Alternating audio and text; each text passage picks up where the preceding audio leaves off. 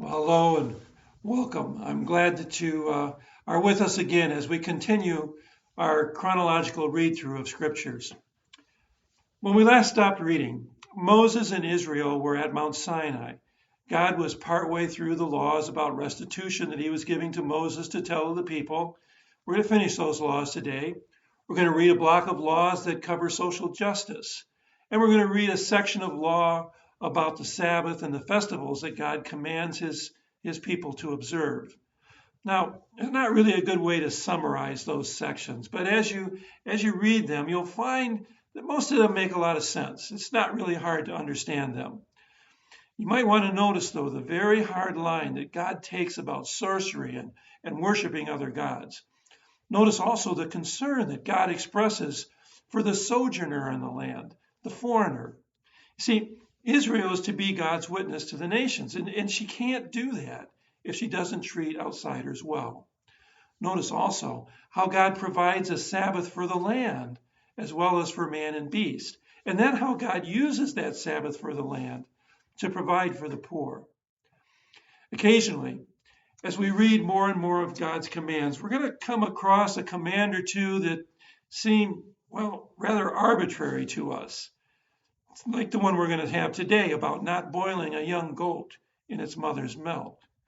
You know, there are all kinds of ideas out there about why God would have provided such a law. But the fact is, we really no longer know for sure why. That really shouldn't diminish the command in our view or cause us to see God as capricious. I mean, sometimes maybe the point is that it's best to remember that there was just this one fruit tree in the Garden of Eden that was forbidden for food. You see, the point isn't necessarily why God forbids something, but that he does. God has his reasons for his commands, and sometimes that's really all we need to know. Beginning with verse 20 of chapter 23, we hear God tell what he is going to do for Israel. His angels are going to guard their way, so that means that they should pay attention and obey. They are to completely destroy the artifacts of the gods of the peoples that they displace, and they're to have absolutely nothing to do with them or any of their practices. God will drive the people out from before them, but he's not going to do it all at once. Otherwise, the land would become wild. In chapter 21, God confirms his covenant with Israel. This is an absolutely amazing account. You see, Moses tells the people what God has said so far, and they agree to do all that God has commanded. So Moses writes down those words that he's been told, and then he reads them again in the hearing of the people. And they offer a sacrifice to God, splashing half of the blood of the sacrifice on the altar and sprinkling half of the blood on the people. Now, what comes next, though, you want to read carefully. God tells Moses and Aaron and Nadab and Abihu and 70 of the elders to meet him on the mountain where they actually saw the God of Israel. These people see God. That's astounding.